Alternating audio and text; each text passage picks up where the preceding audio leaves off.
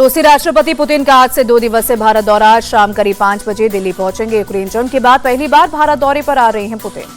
राष्ट्रपति पुतिन के स्वागत में पीएम मोदी करेंगे हाई डिनर की मेजबानी। आपसी रिश्तों को मजबूती देने के लिए कई अहम मुद्दों पर होगी चर्चा। राष्ट्रपति पुतिन का शुक्रवार की सुबह 9:30 बजे राष्ट्रपति भवन में औपचारिक स्वागत। राजघाट पर महात्मा गांधी की समाधि पर जाकर देंगे श्रद्धांजलि।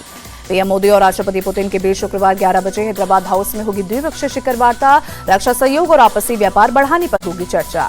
23वें भारत रूस वार्षिक शिखर सम्मेलन में S-400 मिसाइल सिस्टम और S-57 फाइटर जेट की खरीद पर बातचीत संभव। छोटे मॉड्यूलर न्यूक्लियर रिएक्टरों में सहयोग भी मुख्य एजेंडा रहेगा। शिखर वार्ता के बाद राष्ट्रपति पुतिन और पीएम मोदी भारत मंडपम में बिजनेस लीडर से मुलाकात करेंगे। राष्ट्रपति पुतिन रोड शो के भारत चैनल का उद्घाटन भी करेंगे। राष्ट्रपति द्रौपदी मुर्मू ने पुतिन के स्वागत में शाम 7 बजे किया राजकीय भोज का आयोजन। शुक्रवार रात 9:30 बजे पुतिन मॉस्को के लिए होंगे रवाना। पुतिन के दौरे से पहले किले में तब्दील राजधानी दिल्ली में चप्पे चप्पे पर अतिरिक्त फोर्स तैनात। होटल से मीटिंग वेन्यू तक ड्रोन से नजर, मल्टीलेयर सिक्योरिटी और सीसीटीवी से की जाएगी निगरानी। जबरदस्त विरोध के बाद संचार साथी ऐप पर सरकार का यूटर्न। मोबाइल फोन में संचार साथी ऐप इंस्टॉल करने का आदेश वापस लिया। उद्धव गुट की सांसद प्रियंका चतुर्वेदी ने सरकार के फैसले का स्वागत किया। कहा, ये एक निगरानी तंत्र था जिसे गलत तरीके से लागू किया जा रहा था। हम इसका पर्दाफाश करने में सफल रहे। सरकार के आदेश वापस लेने से पहले संचार मंत्री ज्योतिरादित्य सिंधिया की सफाई। लोकसभा में बोले, इससे जासूसी संभव नहीं और ना होगा। कांग्रेस नेता रणदीप सुरजेवाला बोले, संचार साथी के जरिए पूरे देश को जासूसी तंत्र में बदला जा रहा। अगर ऐप हैक हुआ तो सबका डेटा लीक हो जाएगा। संसद की विंटर सेशन का आज चौथा दिन। नए लेबर लॉ और दिल्ली में बढ़ते प्रदूषण के मुद्दे पर विपक्ष कर सकता है विरोध प्रदर्शन। संसद परिसर में तीसरे दिन भी विपक्षी सांसदों का प्रोटेस्ट। नए श्रम कानूनों के खिलाफ प्रदर्शन में सोनिया गांधी और खड़गे भी शामिल रहे। केंद्रीय मंत्री गिरिराज सिंह का विपक्ष पर अटैक। कहा, विपक्ष को चर्चा कम, हंगामा ज्यादा करना है। सरकार तो शुरू से ही चर्चा के लिए तैयार थी। जवाहरलाल नेहरू पर रक्षा मंत्री राजनाथ सिंह के बयान पर कांग्रेस हमलावर। प्रियंका गांधी बोली, ये सब ध्यान भटकाने के लिए ऐसा इसलिए बोलते हैं ताकि हम जनता के मुद्दों को ना उठा पाए। कांग्रेस सांसद इमरान प्रतापगढ़ी बोले, ऐसे आरोप टिप्पणी के लायक नहीं, जिसका कोई ओर छोड़ नहीं उस पर आरोप कैसे। झारखंड के सीएम हेमंत सोरेन दिल्ली से वापस रांची पहुंचे। सूत्रों के मुताबिक दिल्ली में बीजेपी नेताओं से की मुलाकात। कांग्रेस महासचिव केसी वेणुगोपाल ने झारखंड में कांग्रेस जेएमएम गठबंधन को बताया मजबूत। कहा, दक्षिणपंथी ट्रोल नेटवर्क का दुष्प्रचार उनकी बढ़ती हताशा और असुरक्षा के संकेत है।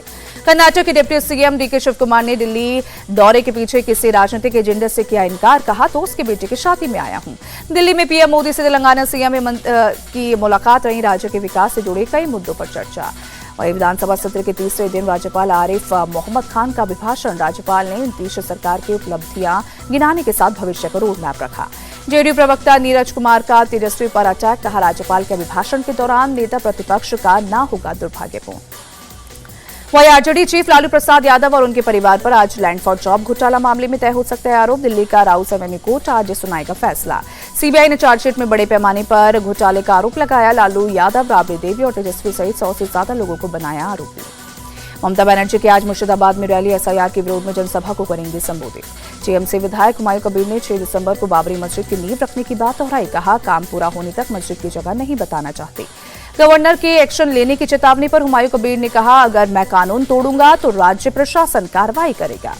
पश्चिम बंगाल के 32,000 प्राथमिक शिक्षकों को बहुत बड़ी राहत। कलकत्ता हाईकोर्ट ने नियुक्ति रद्द करने का सिंगल बेंच का फैसला पलटा। यूपी के बरेली में मुफ्ती शहाबुद्दीन रिजवी ने मौलाना मदनी के जिहाद वाले बयान पर साधा निशाना। कहा, मौलाना का बयान देश के लिए खतरनाक है।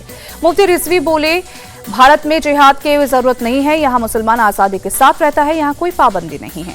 बढ़ते प्रदूषण पर केंद्रीय पर्यावरण मंत्री भूपेंद्र यादव की समीक्षा बैठक। बोले, दिल्ली सरकार से अगले साल के लिए एक विस्तृत योजना तैयार करने को कहा। दिल्ली ब्लास्ट मामले में गिरफ्तार आतंकी दानिश की हिरासत बढ़ी। पटियाला हाउस कोर्ट ने एनआईए को और 7 दिनों की रिमांड दी। रद्द हो सकता है अल-फलाह यूनिवर्सिटी का अल्पसंख्यक दर्जा। वहीं एनसीएमईआई ने कल यूनिवर्सिटी के रजिस्ट्रार को बुलाया। यूपी में बांग्लादेशी रोहिंग्या घुसपैठियों पर सख्ती। सीएम योगी का नगर निकायों में काम करने वाले बांग्लादेशियों की लिस्ट बनाने का आदेश। हरियाणा के पानीपत में साइको किलर महिला की दरिंदगी। 4 बच्चों को पानी में डुबोकर मार डाला। आरोपी महिला सुंदर दिखने वाली बच्चियों को बनाती थी निशाना। पुलिस की पूछताछ में महिला ने किया खुलासा, वो नहीं चाहती थी कि कोई बच्ची बड़ी होकर उससे सुंदर दिखे। बिहार के अररिया में सरकारी स्कूल के एक टीचर की गोली मारकर हत्या। बाइक सवार 2 हमलावरों ने मारी गोली। यूपी के सीतापुर में वकील पर जानलेवा हमला। वहां चलते 4 लोगों ने लाठी डंडों के साथ हमला कर दिया। एमपी के जबलपुर में कपड़े की दुकान में लगी आग। फायर ब्रिगेड की टीम ने आग पर काबू पाया। महाराष्ट्र के भिवंडी में चलती ट्रक में लगी आग। ट्रक में रखे खाली कैरेट में लगी आग। नई अमृतसर में बस और ट्रक के आमने सामने भिड़ंत हादसे में 2 लोगों की मौत, करीब 35 से 40 लोग घायल। यूपी के कुशीनगर में तेज रफ्तार कंटेनर ने ट्रैक्टर, ई रिक्शा और बाइक में मारी टक्कर, 3 लोगों की दर्दनाक मौत, 7 लोग घायल। ओडिशा के खुर्दा में पुलिस के ऑपरेशन शुगर ट्रैप में 3 ड्रग तस्कर गिरफ्तार, तस्करों के पास से करीब 650 ग्राम ब्राउन शुगर बरामद। एमपी के रीवा में फटा सिलेंडर हादसे में 4 लोग घायल। पटना में ताबड़तोड़ बुलडोजर एक्शन, बेली रोड पर राजा बाजार इलाके के आसपास अतिक्रमण हटाया गया। विराट कोहली और ऋतुराज गायकवाड़ के शतकों पर भारी पड़ी माकरम के शतकीय पारी, साउथ अफ्रीका ने दूसरे वनडे में भारत को 4 विकेट से हराया। विराट कोहली ने वनडे फॉर्मेट में पूरा किया 53वां शतक, 12वीं बार लगाया बैक टू बैक सेंचुरी।